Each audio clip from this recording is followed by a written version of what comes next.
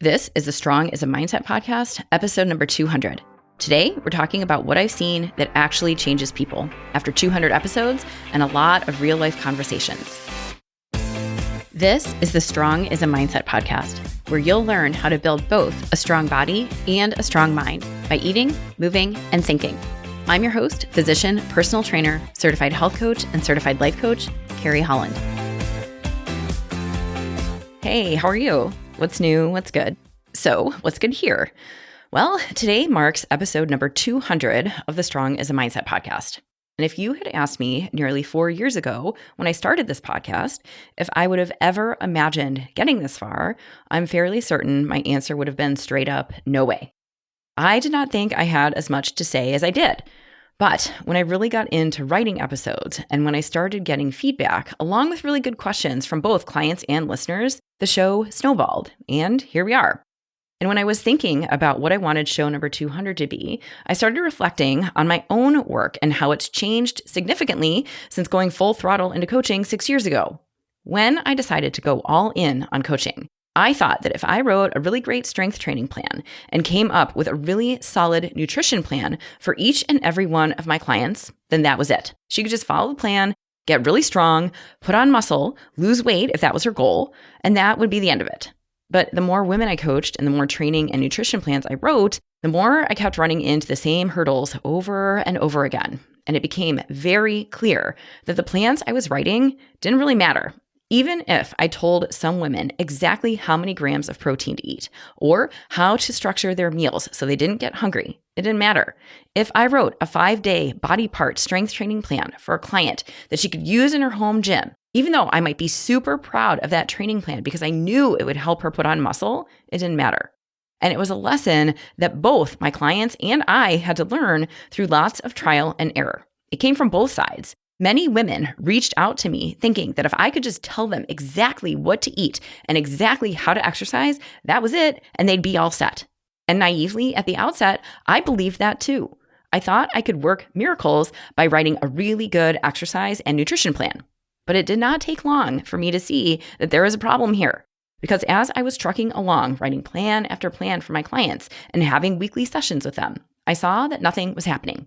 My clients weren't following the plans. And that was for a variety of reasons. Their lives were busy and unpredictable, and it wasn't always possible to eat or exercise exactly as I laid out.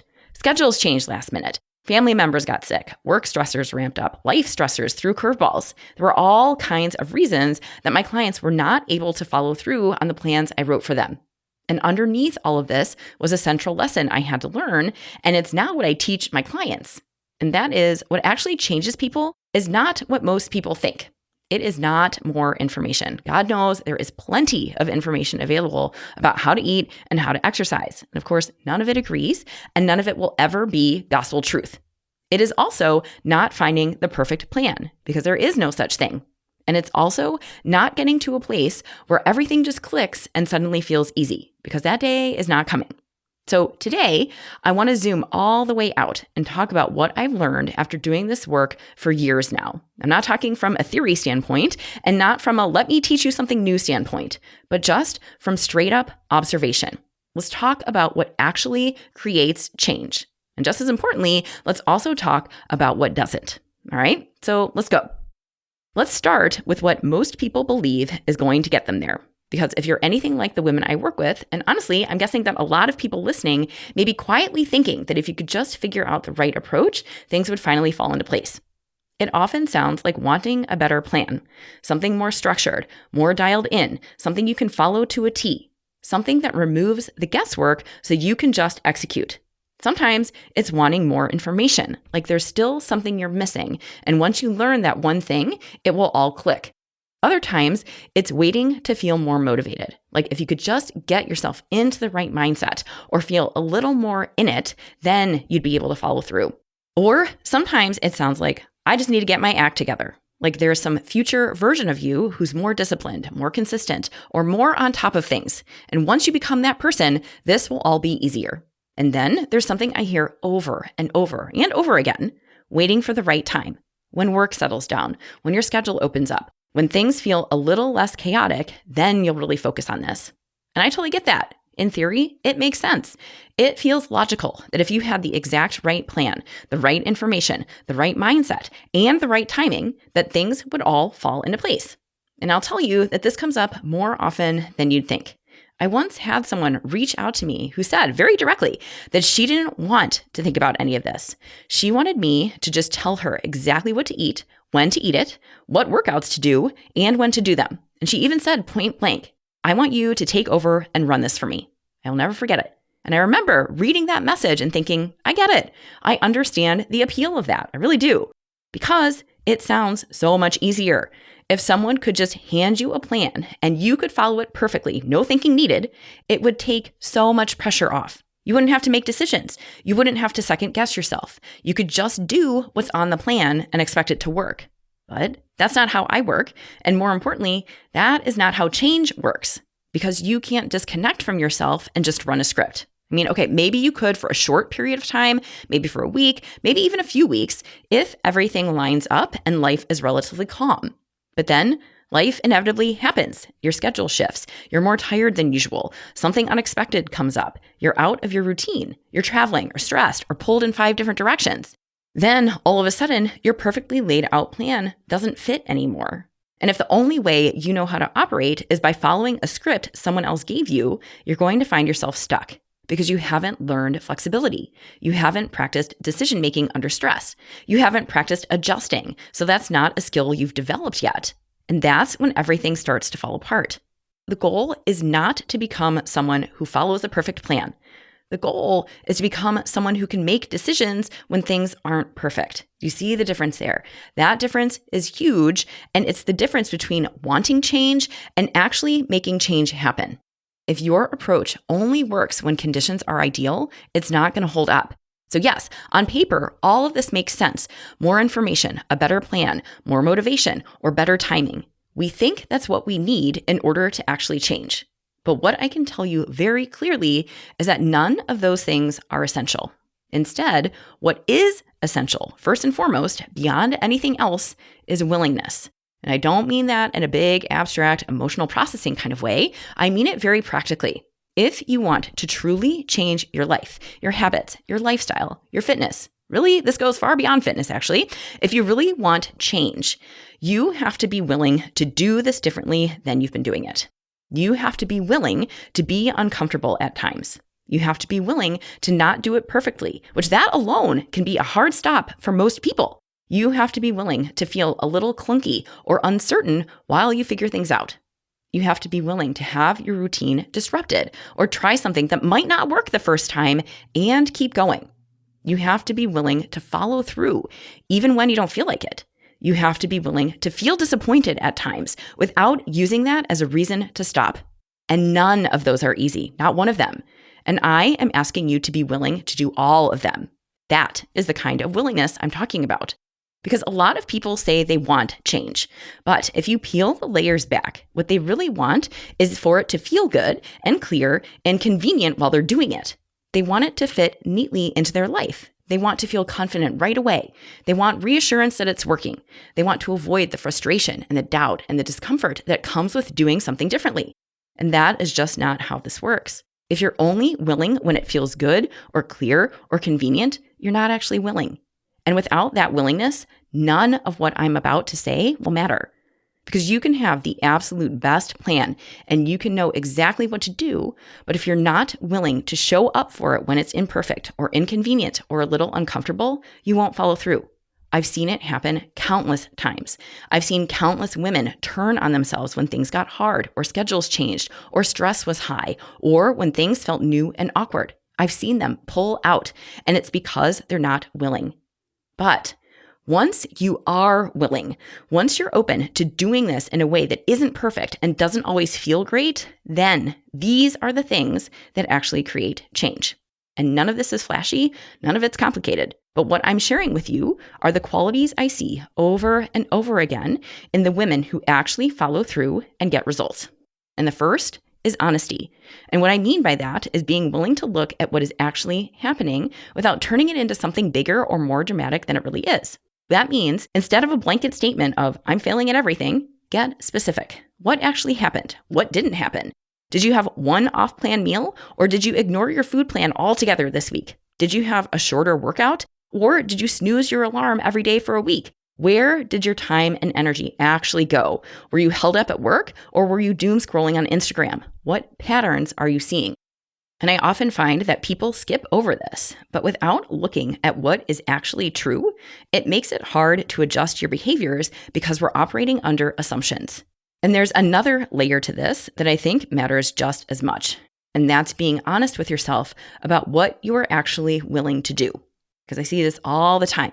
Someone will say they want a certain result, like weight loss or to build muscle. But when you really look at it and get super honest, they're not willing to do the things that would actually get them there.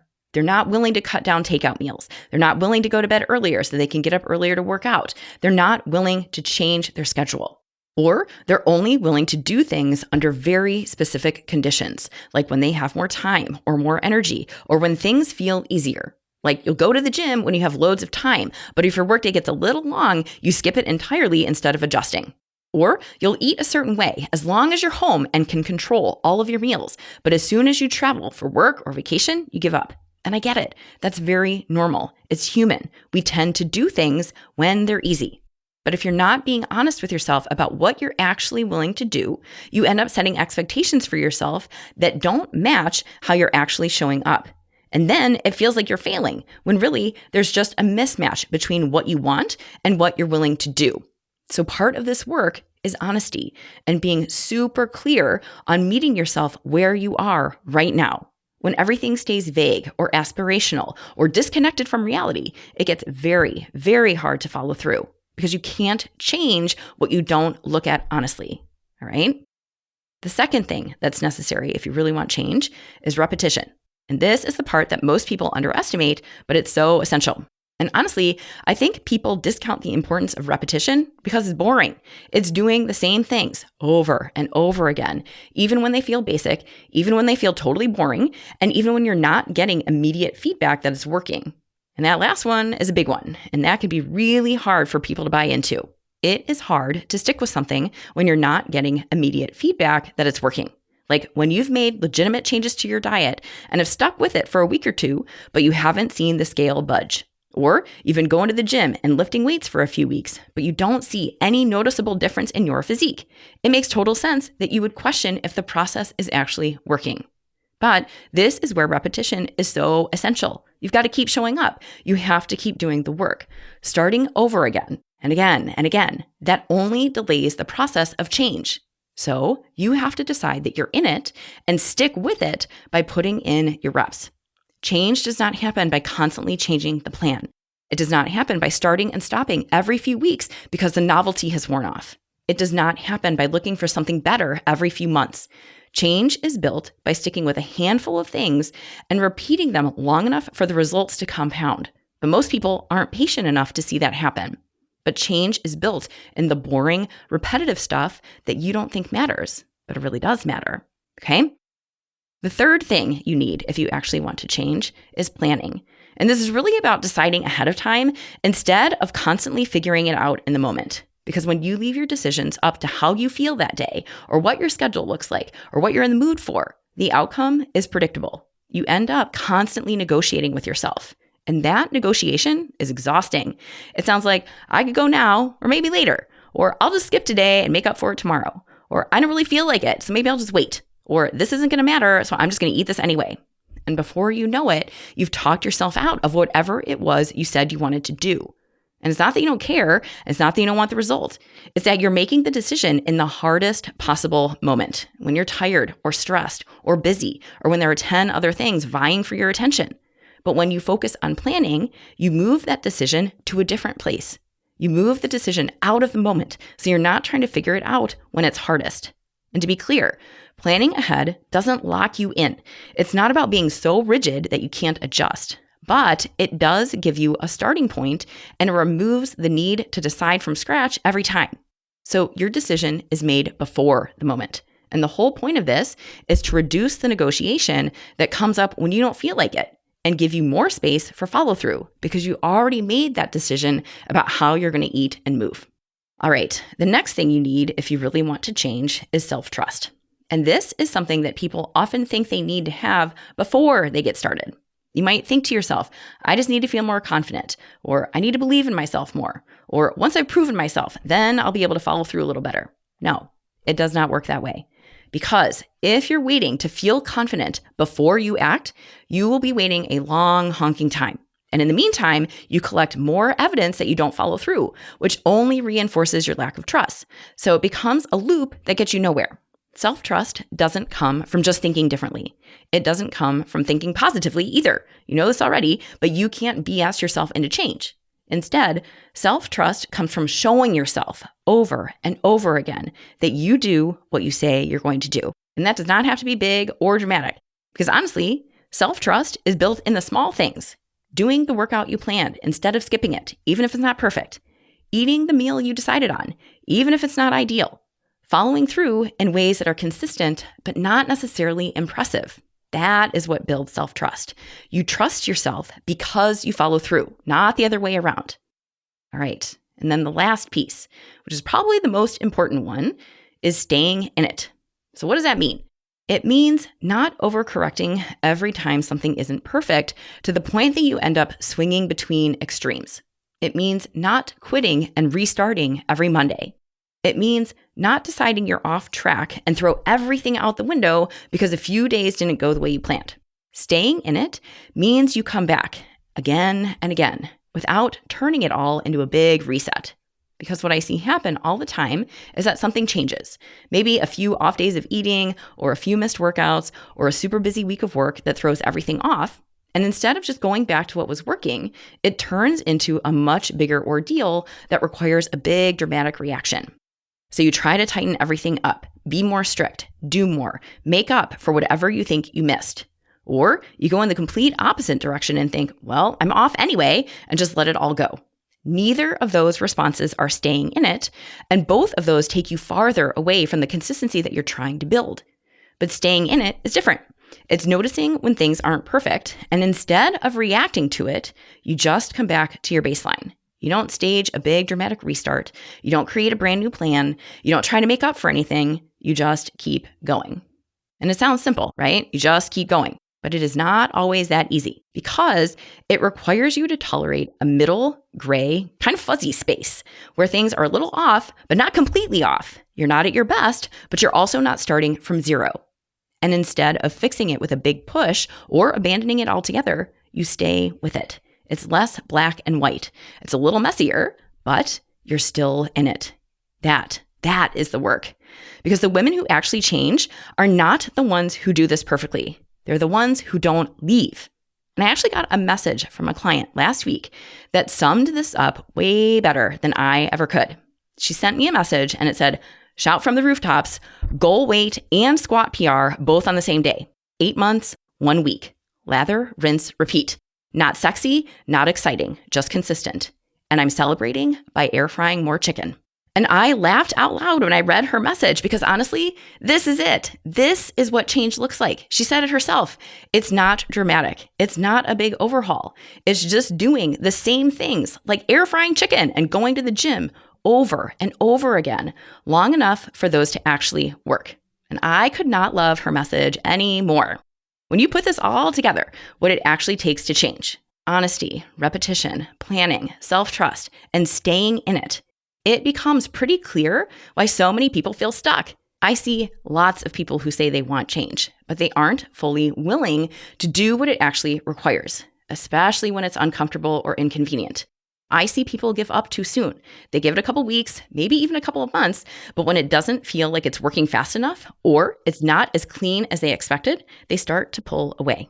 I see people constantly looking for a better plan, something more optimized, more efficient, more precise, instead of staying with what they're already doing long enough to see it through. I see people trying to avoid discomfort wherever possible, wanting this to feel good or easy or certain, instead of recognizing that some amount of friction is naturally part of this process. And I see a lot of overcorrecting. Things go a little off, and instead of returning to what's working, it turns into a dramatic tightening up that is not sustainable. And that creates more instability, not less. So it's not that people don't care, and it is certainly not that they're incapable. It's that they keep stepping out of the very process that would change them. They step out when it gets uncomfortable. They step out when it's not perfect. They step out when it's not working fast enough. And when you keep stepping out, you never really give anything a chance to work, but then you wonder why nothing changes. And I think this is where a small shift can really make a big difference. Because when things aren't working, most people immediately jump to, what am I doing wrong? Or what's the better plan here? And they start looking for something to fix or change or improve. But if you step back and look at everything we just talked about, that's usually not the problem. And instead of asking, what's the best plan or what should I be doing differently, ask yourself something a little simpler. Ask, what would it look like to stay in this just a little longer? Not changing everything, not tightening it up, not looking for something flashier, just staying with the process. That means you stay with the plan you already made. You stay with the habits you've started. You stay with the version of this that is not perfect, but it's good enough to keep going. Because for most of you, the issue isn't that you're doing the wrong things. It's that you're not staying with the right things for long enough. And that doesn't mean you never adjust. It also doesn't mean you ignore what's not working. But there's a difference between making a thoughtful, intentional adjustment versus constantly walking out of the process. And if you can catch yourself in those moments, like right when you feel the urge to change everything or start over or look for something better, and instead, if you can just stay, that is what changes you.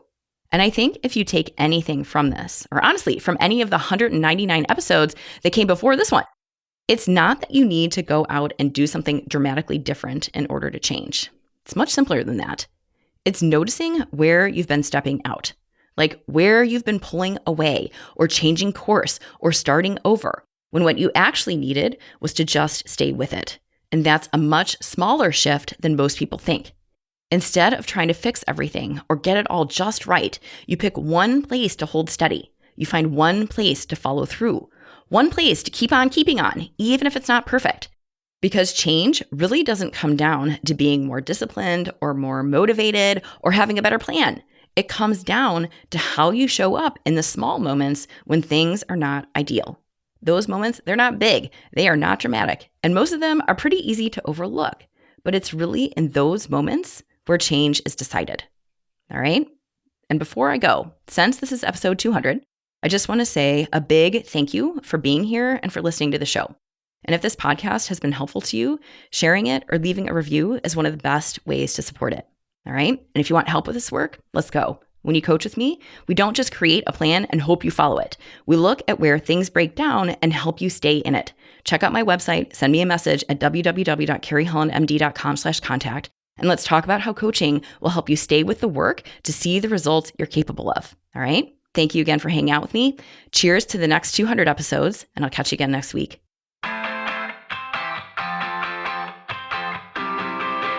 Hey, if you want to build muscle but don't know where to start, I've got you covered. Head over to carriehollandmd.com/buildstrength and download my free guide to help you maximize your strength training. Inside, you'll find the essential exercises for building muscle, plus simple 1, 2, and 3-day workout plans that you can follow with just dumbbells and a bench. You'll also find strength training tips to help you train smarter and see real results. My goal is to help you get strong, and this strength training guide will help you do it. Go to carriehollandmd.com/buildstrength and check it out.